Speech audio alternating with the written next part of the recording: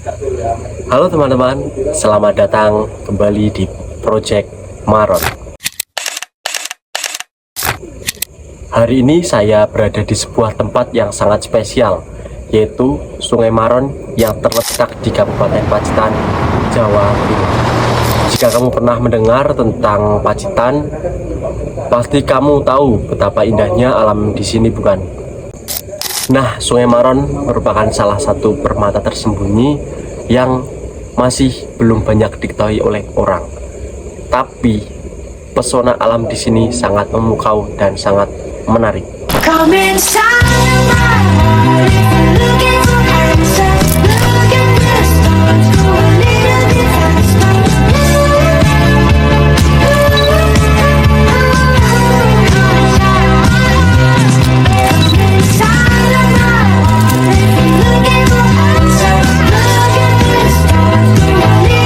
faster.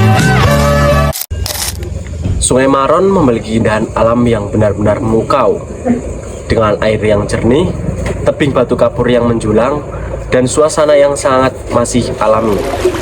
Sungai ini menjadi salah satu destinasi wisata yang sangat menarik. Bahkan, untuk mereka yang mencari petualangan, Sungai Maron menawarkan pengalaman yang sangat seru. Tapi, saya ingin kita semua berpikir lebih jauh. Keindahan ini bukan hanya untuk dinikmati sesaat, tapi juga perlu dikembangkan dengan bijak. Jadi, bagaimana caranya kita mengembangkan Sungai Maron ini agar manfaatnya bisa dirasakan oleh masyarakat sekitar tanpa harus merusak? Pertama-tama, tentu kita harus berbicara tentang pengembangan pariwisata yang berkelanjutan. Sungai Maron memiliki potensi yang besar, apalagi sebagai destinasi wisata alam. Tapi, pengelolaannya harus dilakukan dengan hati-hati. Salah satu solusinya adalah dengan penerapan konsep pariwisata berkelanjutan. Pariwisata berkelanjutan bukan hanya tentang menarik pengunjung, tetapi juga menjaga kelestarian alam. Misalnya, kita bisa mengatur jumlah perahu di sepanjang sungai sehingga tidak mengakibatkan kerusakan ekosistem dan penjagaan sumber mata air agar tidak tercemar. Sementara itu, masyarakat juga masih tetap bisa mendapatkan manfaat ekonomi dari sektor pariwisata ini.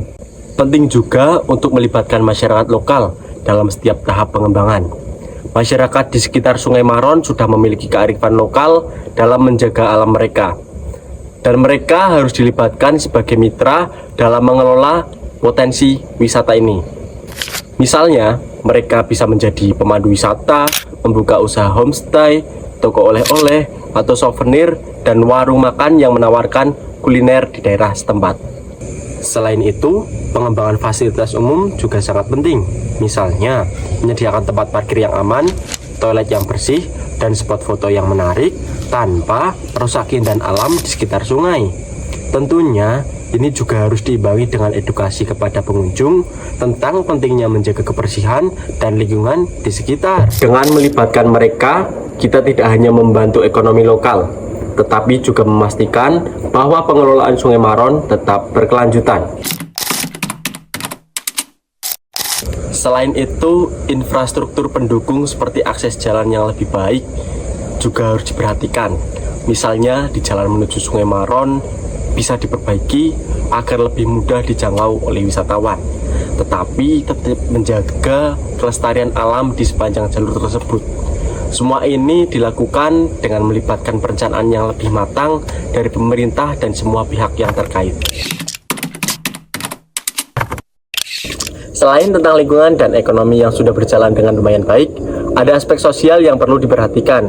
Sudah disebutkan sebelumnya bahwa keterlibatan masyarakat menjadi aspek sosial yang perlu diimplementasikan. Regulasi yang membatasi maksimal 2 perahu per kakak bisa menjadi alat bantu untuk mengurangi resiko ketimpangan sosial agar masyarakat merasa adil dan tidak terjadi perpecahan. Salah satu ide saran yang muncul saat kami berada di Sungai Maron adalah tentang kurangnya kebudayaan khas yang dipamerkan di sana. Padahal atraksi budaya bisa menjadi added value yang menambah pengalaman berkesan bagi wisatawan. Misalnya, saat pengunjung ramai menunggu perahu yang bisa dinaiki, mereka bisa menikmati atraksi budaya seperti tarian atau produk khas yang unik. Sayangnya, hal ini tidak ada dan akan lebih baik lagi jika ada.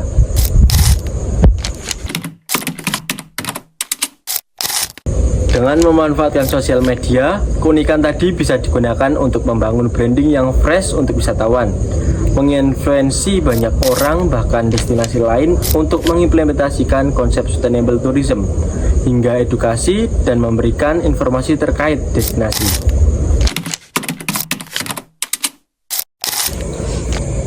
Jadi teman-teman, potensi Sungai Maron sebagai destinasi wisata alam sangat besar. Tapi kita semua harus memastikan bahwa pengembangan ini dilakukan dengan hati-hati agar keindahan alam dan ekosistem alam ini tetap terjaga.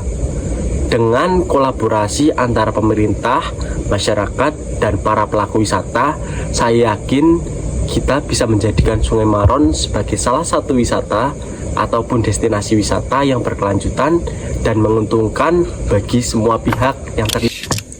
Terima kasih telah menonton video ini. Semoga video ini menginspirasi bagi kita semua agar bisa memanfaatkan sumber daya dengan baik dan bijak sehingga bisa menjadi pariwisata yang berkelanjutan. Sampai jumpa. Selamat menonton kembali video di channel Lali.